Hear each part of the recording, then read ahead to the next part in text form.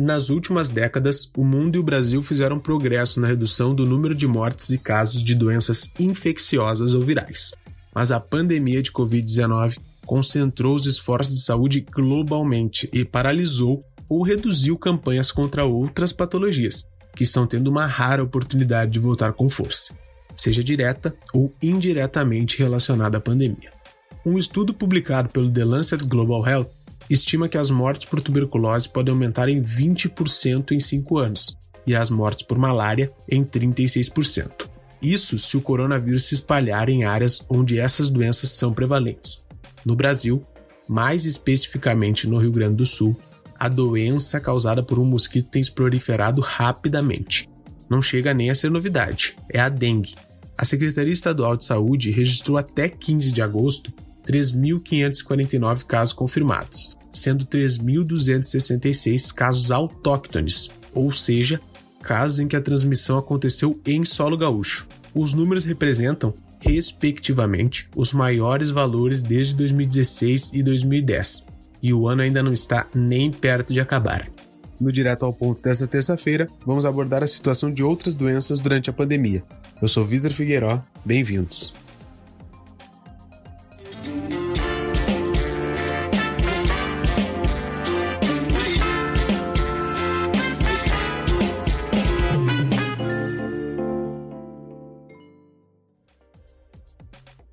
Enquanto mais de 3.100 pessoas morreram infectadas com Covid-19 no estado, 6 morreram de dengue no Rio Grande do Sul.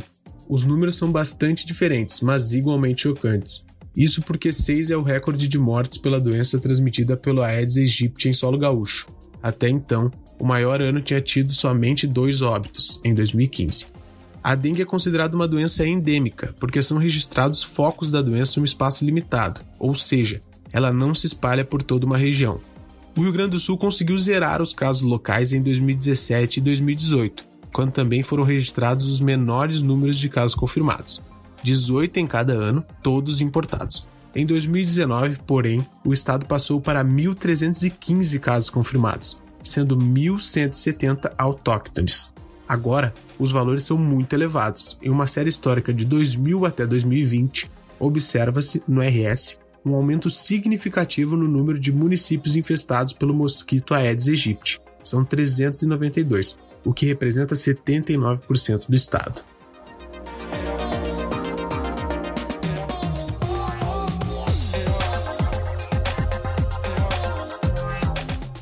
Outra doença em alta é o sarampo. Só neste ano, de janeiro até 6 de junho, o país teve 4.641 casos distribuídos em 21 estados.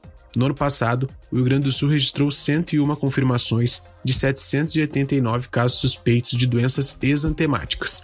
Em 2020, com dados atualizados até 13 de junho, foram 37 confirmados para sarampo. O último ocorreu em abril deste ano. Dessa forma, desde o mês passado, a Vigilância da Saúde considera encerrado o surto da doença no estado, que havia voltado em 2018.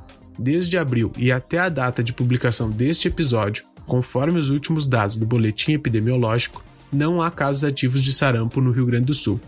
Vale destacar que o sarampo é uma doença que tem vacina, mas desde 2016 o Brasil não cumpre essa meta de vacinação, que no caso do sarampo é a tríplice viral. O objetivo das campanhas é imunizar 95% da população, mas de 2016 para cá, esse índice oscila entre 90% e 92%. Diante desse cenário, a técnica Juliana Patzer, que trabalha na Vigilância Epidemiológica do Centro Estadual em Vigilância em Saúde, conversou mais cedo com a repórter Brenda Fernandes para explicar as ações contra essas doenças e os números preocupantes dessas adversidades em meio à pandemia. Vamos ouvir. Vamos começar falando de dengue. Diferente do coronavírus, que hoje é o centro da nossa atenção, tanto em saúde pública quanto em outras áreas, a dengue não é uma doença nova, né? A gente está sempre falando há muito tempo, na real, encontrando maneiras de conscientizar, de combater, enfim. E nesses 8 primeiros meses, os números foram muito expressivos, tanto em casos confirmados, casos autóctones e mortes. Existe alguma relação entre esses números e o fato de estarmos concentrando muita atenção em combater uma pandemia? Olha, existe essa possibilidade, porque as pessoas exatamente acabam tendo esse foco, né, na questão do Covid e muitas vezes esquecendo que nós temos a circulação dessas outras situações, né, tanto do sarampo quanto da dengue. E, na verdade, a gente poderia até pensar que nesse período que a gente ficou em isolamento social, né, a questão da quarentena, que poderiam ter sido melhor aproveitados, né, pela nossa comunidade em termos de manter, né, as medidas preventivas em relação à dengue. Infelizmente, isso não aconteceu e 2020 foi um dos piores anos, né? Desde 2010 a gente não teve uma situação de incidência tão grande em relação à dengue e também em relação ao número de óbitos. Você chegou a tocar num assunto que eu queria também perguntar se a gente poderia ter feito algo diferente nesses primeiros 8 meses do ano, se deixamos de fazer menos em relação à dengue e outras doenças. Acreditamos que sim, né? Os números nos mostram que sim, né? Que a gente acabou, de alguma forma, relaxando, né, com essas outras doenças. No caso da dengue, é uma doença que a gente não tem disponível ainda uma vacina, né? Então, a questão realmente da prevenção, ela depende do combate ao mosquito, né? Então, a eliminação de criadouros, e é uma situação que ela é apoiada pelo poder público, mas ela depende muito da participação da comunidade, né? Então, é essencial a participação da comunidade para a gente conseguir combater o mosquito, né? Então, os números mostram que, de alguma forma, sim, a gente acabou relaxando, talvez por esse foco do Covid, né? Então, alguma coisa que teve esse impacto negativo em relação à dengue. O sarampo já é um pouquinho uma historinha que depois a gente pode comentar um pouquinho melhor, que já vem de alguns anos, né? Mas também com relação à vacina. E agora, o quanto que devemos nos preocupar com essa situação da dengue e qual é o trabalho tanto da Secretaria Estadual de Saúde quanto da população que nós temos pela frente? Certo. Então, só para reforçar, esse ano, até nosso último boletim, que foi até o dia 15 de agosto de 2020, o Estado confirmou 3.549 casos de dengue. Então, sendo que 3.266 são casos autóctones, isto é, que não vieram de fora, que foram de alguma contaminação, de alguma forma, dentro do estado do Rio Grande do Sul. Dentro desses casos, a gente teve a confirmação de 6 óbitos por dengue, né? Uma situação bem triste e vamos buscar evitar, né, em próximas situações. A partir agora do mês de maio, nós observamos uma queda no número de confirmação de dengue, provavelmente pela questão da sazonalidade, né? Um período mais de inverno. Então, qual é a situação que estamos vivendo neste momento? Estamos numa queda, porém, já nos preparando para os meses de sazonalidade, que se inicia, então, em novembro e que vai normalmente até o mês de maio, né? Então, agora é o momento, sim, da gente continuar alertando a população, reforçar as medidas preventivas, né, em termos de sinais e sintomas, que estão, lembrando que a dengue é uma doença febril, né, que normalmente se caracteriza por essa questão de febre elevada, fortes dores de cabeça nos olhos, né, além da questão das dores musculares e nas articulações. Então, lembrar dos sintomas para a população, mas o mais importante sempre são as medidas de prevenção, né? Então, como a gente estava conversando, a eliminação dos criadouros é o nosso principal foco. Então, aproveitar, né, que as pessoas ainda, né, algumas a gente sabe que a gente está retomando essa situação da liberação da circulação aos poucos, né? Então, a gente ainda tem muita gente em casa, né? Então, reforçar a importância, né, da gente eliminar os criadouros, de manter, né, aquelas orientações que a gente tem, sempre se repete, né, não ter o acúmulo de água,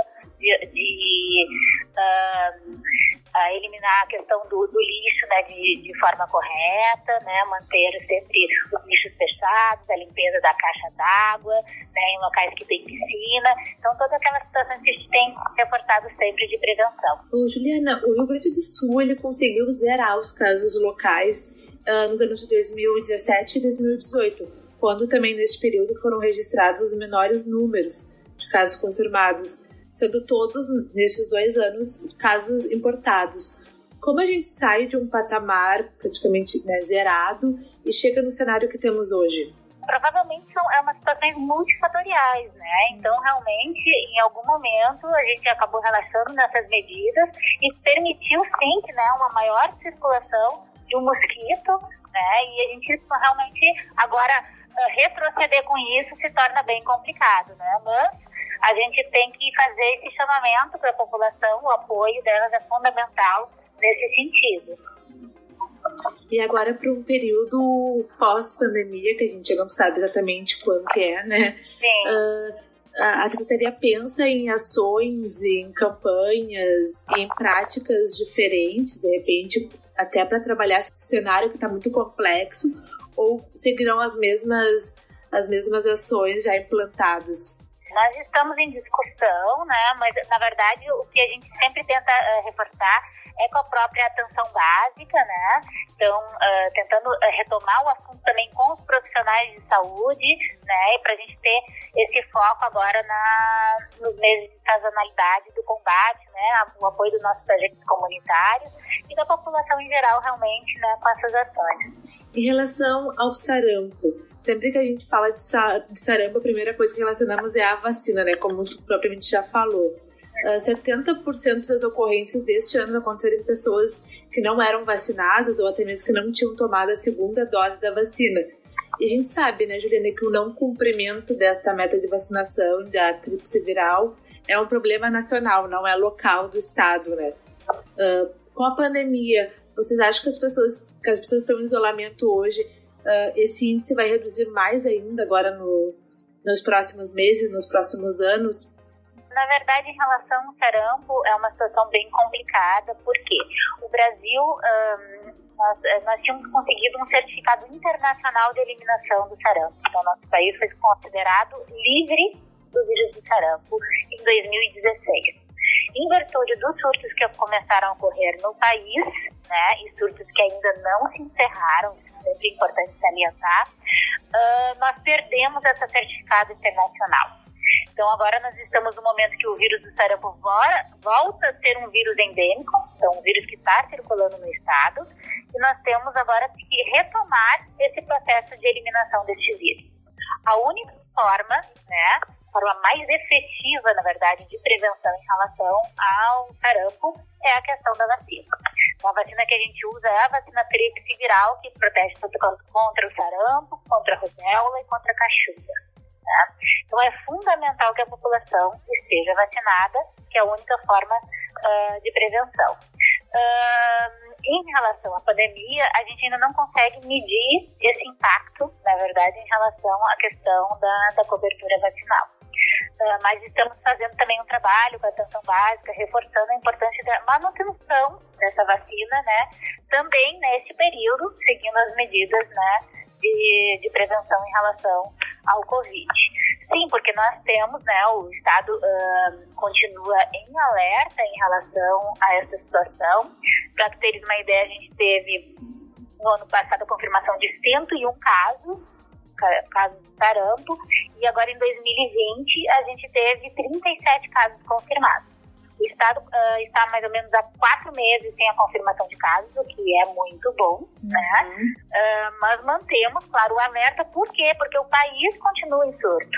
O país agora, a última informação que eu tenho aqui até julho, né, já estava com cerca de mais de 7 mil casos confirmados de sarampo, né? Sendo que a região sul também com muitos casos confirmados. O Paraná, este ano, tem mais de 300 casos e Santa Catarina com mais de 100 casos. Então, é um alerta constante, porque a gente sabe que, de alguma forma, mesmo com a questão da pandemia, a gente tem a circulação, principalmente nessa região sul do estado. Então, na situação do sarampo, sim, é fundamental alertarmos em relação à vacina, até porque no ano passado, se a gente for dar uma olhadinha, a maior concentração de casos de sarampo foi na faixa etária de 15 a 29 anos. Né? Então, aquela faixa etária de adolescente, adulto jovem. Que muitas vezes já não tem mais a sua carteirinha, né? Que não sabe se foi vacinado, e que é uma faixa etária que a gente precisa ter 2 doses de sarampo. Né? Então, eu acho que é importante salientar qual é o esquema vacinal. Hoje, no Brasil, né, a gente disponibiliza a vacina tríplice viral a partir dos 6 meses de idade até 59 anos. Então, de 6 meses até 11 meses é uma dose que a gente considera uma dose extra, né? Então, quando a criança faz 1 ano, ela começa o calendário vacinal de rotina.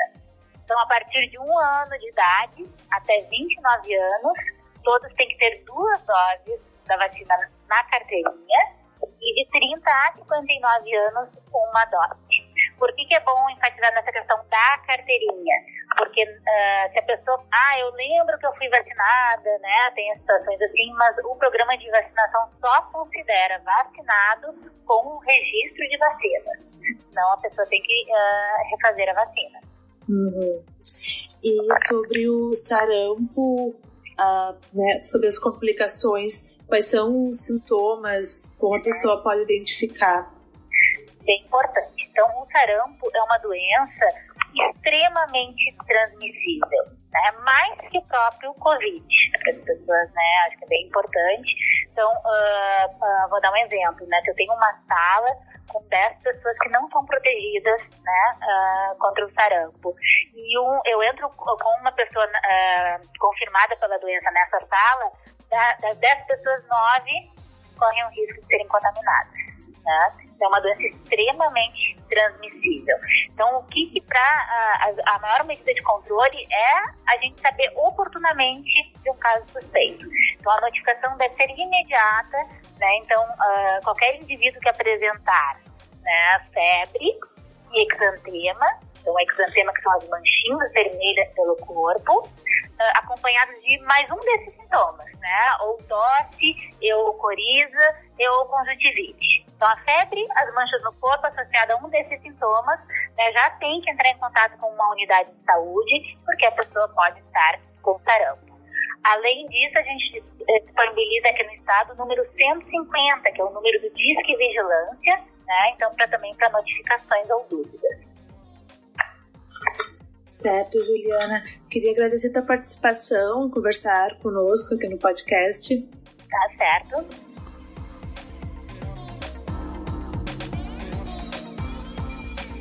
O Direto ao Ponto de hoje fica por aqui. Este episódio teve a apresentação de Vitor Figueiró e contou com a produção de Eric Halp e a participação de Brenda Fernandes. A edição ficou por conta do Aleph Alencar. Até a próxima, tchau!